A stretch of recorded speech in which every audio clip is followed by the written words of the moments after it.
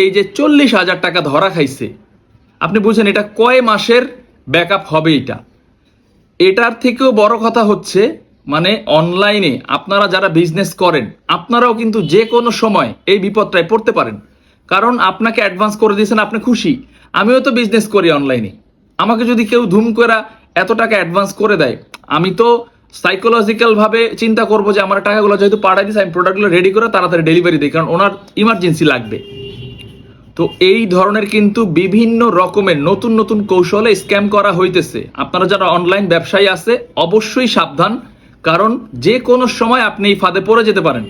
আপনি বলবেন যে না আমি অ্যাডভান্স ছাড়া মাল পাঠাই না, কিন্তু ভাই বোনেরা যে কোনো সময় আপনি চিন্তাও করতে পারবেন না যে আসলে কি হইতেছে আপনার সাথে, কারণ আপনার টাকা দেখে ফেলছেন, আপনাকে রিসিট দিছে, আপনার নামে রিসিট আসছে, আপনার অ্যাকাউন্টে টাকা ঢুকছে, সবকিছু আপনি লিগ্যাল দেখতেছেন, কিন্তু এটা গ্রাফিক্স করে বানানো।